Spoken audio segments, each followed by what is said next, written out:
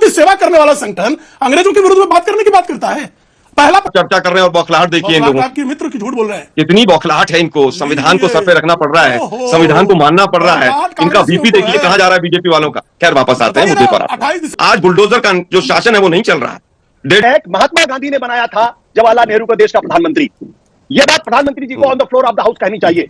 जब कांग्रेस पार्टी के सब लोगों ने कहा कि नहीं सरदार पटेल के पक्ष में बात होनी चाहिए, तब महात्मा गांधी ने वो चिट्ठी ली, जो प्रस्ताव लिया और उसको सरदार पटेल के पास फॉरवर्ड किया। सरदार पटेल ने उसको देखा, सरदार पटेल महात्मा गांधी की भावनाओं को समझ गए, सरदार पटेल ने जवाहरलाल नेहरू के पक्ष में अपना निर्णय दिया। तो महात्मा आप देख रहे हैं एक ऐसा डिबेट वीडियो जिसमें हम बात करने वाले हैं आशुतोष को कांग्रेस की दलाली करना पड़ गया बहुत ज्यादा महंगा।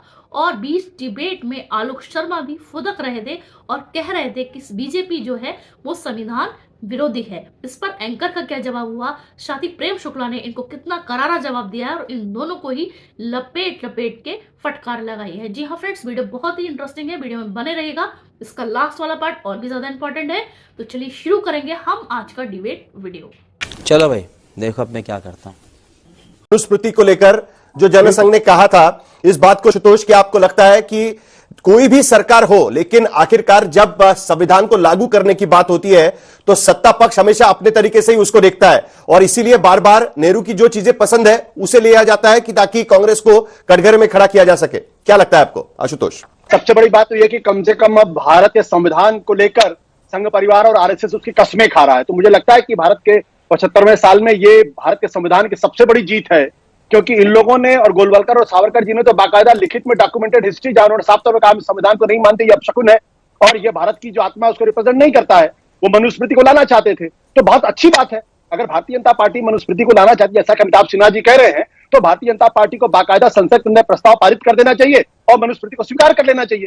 क्योंकि मनुस्मृति को जो लोग जानते हैं वो अच्छी तरीके से जानते हैं कि मनुस्मृति इस देश के दलितों, इस देश के पिछड़ों और महिलाओं के बारे में उसकी क्या राय है।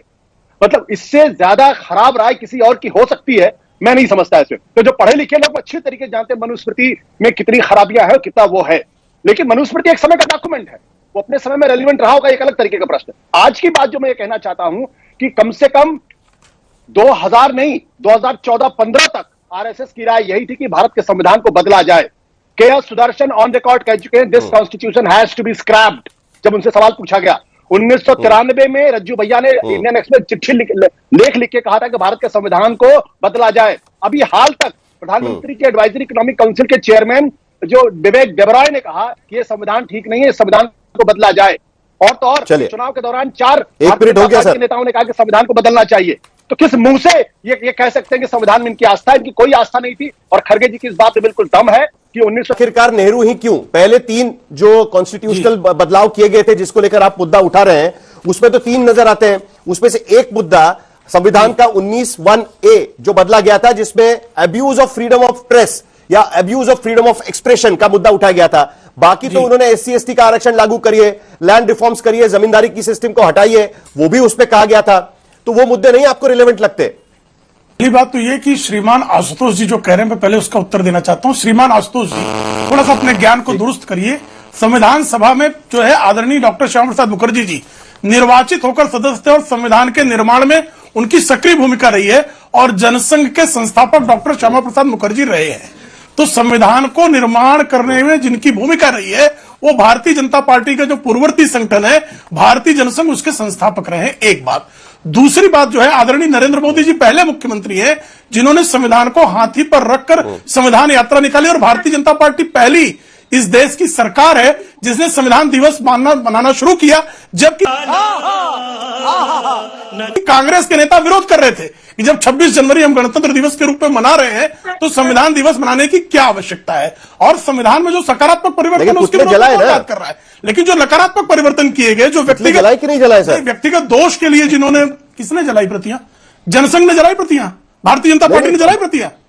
भारतीय जनता पार्टी ने प्रतियां जलाई क्या?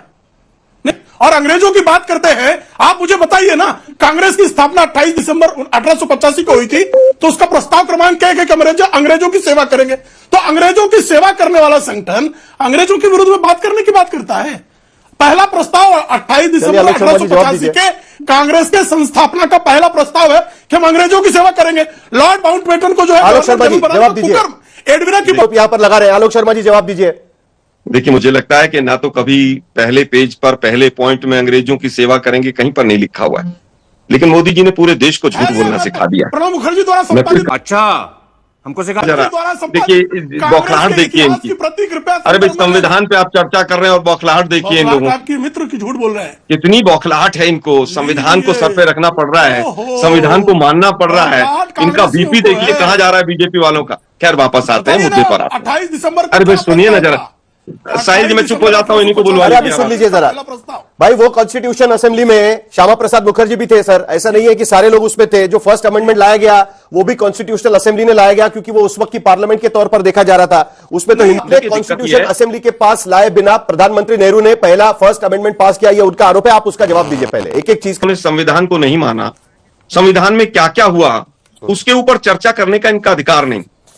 30 नवंबर 1949 आरएसएस का जो मुखपत्र है, ऑर्गेनाइजर, उसने भरपूर संविधान का विरोध किया। क्या ये भी झूठ है? अबे शक्ल तेरी बवासीर जैसी बातें तो अच्छी किया कर। ये तो पूरा देश जानता है। और जो आरएसएस आज तक अपना रजिस्ट्रेशन नहीं करा पाई, वो लोग कह रहे हैं कि संविधान को मानना चाहिए। और आज संविधान को मानना पड़ रहा है जनता के दबाव में। 2014 के बाद पहला झटका लगा 240 का, इसीलिए तिलमिलाहट नजर आ रही है। झूठ अच्छा हमको सिखा रिया है। झूठे सच्चे तथ्य रख दीजिए, जो मर्जी कर दीजिए। अब पिछले 10 साल में कार्यपालिका, विधायिका, न्यायपालिका, तमाम खंडों को जिस तरह से पूरी तरह से ध्वस्त किया है, लेकिन आज मजबूरी में संविधान की बात करनी पड़ रही है। आज बुलडोजर वर्सेस संविधान हो गया है। आज बुलडोजर का जो शासन है वो नहीं चल रहा है। 1.5 रुको जरा, सबर करो। 200 सांसदों को सस्पेंड करके बुलडोज कर देते। जवाब नहीं दिया आलोक शर्मा जी। संसद में तोड़ मरोड़ का पेश किया गया है। उसमें सांप्रदायिक जिस तरह से तनाव बढ़ाया गया, सांप्रदायिकता के लिए गलत खबरें चलाई गई, उसको कंट्रोल करने के लिए कि सांप्रदायिकता न फैले, देश आजाद हुआ था, केवल उसके लिए किया गया था। फ्रीडम ऑफ एक्सप्रेशन देने वाली भी कांग्रेस है, और अगर फ्रीडम ऑफ एक्सप्रेशन किसी ने समाप्त किया है तो वो मोदी जी। उसको भी नोटिस भेजा गया था, अदालत में गए, अदालत ने नेहरू जी के खिलाफ फैसला दिया था। पूरी की पूरी बात रखते हैं ना सर। साहिल जी मैं समझता हूं, अगर अखबार कोई चीज गलत तथ्य प्रस्तुत कर रहा है तो उसके खिलाफ भी जाना चाहिए। अच्छा जिस तरीके से प्रधानमंत्री नेहरू को लेकर बार बार सवाल उठाए जा रहे हैं, आज भी निर्मला सीतारामन का जो स्पीच शुरू हुआ उसमें भी उन्होंने प्रधानमंत्री मोदी को लेकर ही सवाल उठाए, फ्रीडम ऑफ स्पीच को लेकर ही सवाल उठाए, जिसपे कब किया गया। लेकिन इंटरेस्टिंग बात, आज जयराम रमेश बोल रहे थे कि अगर 42वां संशोधन लाया गया है तो 44वां संशोधन जब लाया गया जनता पार्टी की तरफ से, तो उसके समर्थन में वोट करने वाली भी इंदिरा गांधी थी। कहां तक कांग्रेस के पाप इससे धुल जाएंगे और कहां तक भारतीय जनता पार्टी इससे संतोष मान पाएगी? जहां तक प्रधानमंत्री जी ने ये कही कि भाई कांग्रेस पार्टी ने नेहरू जी को जो है वो प्रधानमंत्री बना दिया, ये अधूरी बात है। अधूरी बात यह है कि महात्मा गांधी ने बनाया था जवाहरलाल नेहरू को देश का प्रधानमंत्री। यह बात प्रधानमंत्री जी को on the floor of the house कहनी चाहिए। जब कांग्रेस पार्टी के सब लोगों ने कहा कि नहीं सरदार पटेल के पक्ष में बात होनी चाहिए, तब महात्मा गांधी ने वो चिट्ठी ली, जो प्रस्ताव लिया और उसको सरदार पटेल के पास फॉरवर्ड किया। सरदार पटेल ने उसको देखा, सरदार पटेल महात्मा गांधी की भावनाओं को समझ गए, सरदार पटेल ने जवाहरलाल नेहरू के पक्ष में अपना निर्णय दिया। तो महात्मा गांधी ने जवाहरलाल नेहरू को प्रधानमंत्री बनाया था। ये बात प्रधानमंत्री जी ने क्यों नहीं कही, ये महत्वपूर्ण सवाल। अब तीसरी बात, जहां तक पहले संशोधन की बात है तो उसमें जो रीजनेबल रेस्ट्रिक्शन की बात की गई थी। रीजनेबल रेस्ट्रिक्शन का मतलब यह है कि अमिताभ सरदार पटेल ने भी तो मान लिया था ना, अमिताभ सिन्हा। बिल्कुल, अमिताभ सिन्हा तोड़ मरोड़ कर पेश किया जा रहा है, तोड़ मरोड़ कर आप प्रधानमंत्री या भारतीय जनता पार्टी इतिहास को पेश करती है, इस तरीके का आशुतोष का आरोप है सीधे सीधे। उनका यह कहना है कि महात्मा गांधी ने जो फैसला आया था कमेटियों का, वो महात्मा गांधी ने चेंज किया, सरदार पटेल ने उसे मान लिया, सरदार पटेल ने उस मामले में अपनी बात रखी और कहा कि नहीं प्रधानमंत्री नेहरू प्रधानमंत्री बनने चाहिए। तो यह पूरी बात क्यों नहीं बताई जा रही है, यह सवाल उठ रहा है प्रेम शुक्ला। इसका मतलब आलोक नहीं, हम तो वही बता रहे हैं ना, हम वही बता रहे। अलोकतांत्रिकता, लोकतांत्रिक ढंग से, लोकतांत्रिक प्रणाली से अधिकांश जो कांग्रेस की कमेटियां थी वो सरदार पटेल को प्रधानमंत्री बनाने के पक्ष में थी। चूंकि महात्मा गांधी स्वयं तो न तो कांग्रेस कमेटी के सदस्य थे उस समय, ना किसी प्रकार के किसी प्रदेश के अध्यक्ष थे, ना पार्लियामेंट्री, नहीं, लेकिन वो कम से कम कांग्रेस पार्टी का उस पार्टी का सदस्य होता, निर्णय लेने वाला उस पार्टी का सदस्य होता है। एक मिनट सर, एक मिनट क्रॉस टॉक। बोलिए। नहीं, भजन जो भजनलाल की बात कर रहे हैं, भजनलाल का नाम प्रस्तावित हुआ, विधायक दल ने सर्वसहमति से उनके नाम को मंजूर किया।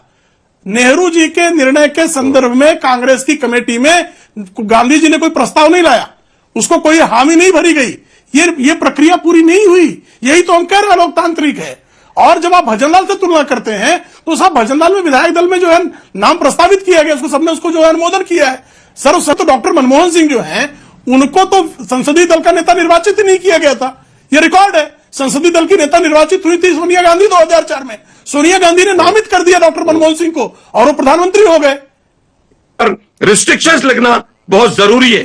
फ्रीडम ऑफ एक्सप्रेशन में भी तमाम तरह की पाबंदियां भी हैं। मैं समझता हूं साहिल जी, सुप्रीम कोर्ट में कान पकड़कर माफी 30 सेकंड में जवाब चाहेंगे, उसके बाद बाइट सुनाना है हमको। सुप्रीम कोर्ट सर्टिफाइड झूठा अगर कोई है, सुप्रीम कोर्ट सर्टिफाइड झूठा कोई है तो राहुल गांधी थे। कांग्रेस के अध्यक्ष के रूप में झूठ बोलने के बाद सुप्रीम कोर्ट में कान पकड़कर माफी मांगा है, तो सुप्रीम कोर्ट सर्टिफाइड झूठों की पार्टी जो पग पग पर झूठ बोलती है, झूठ के अलावा कुछ नहीं बोलती है, वो झूठ। आपको आज यह वीडियो कैसी लगी ये बताना ना भूलिएगा।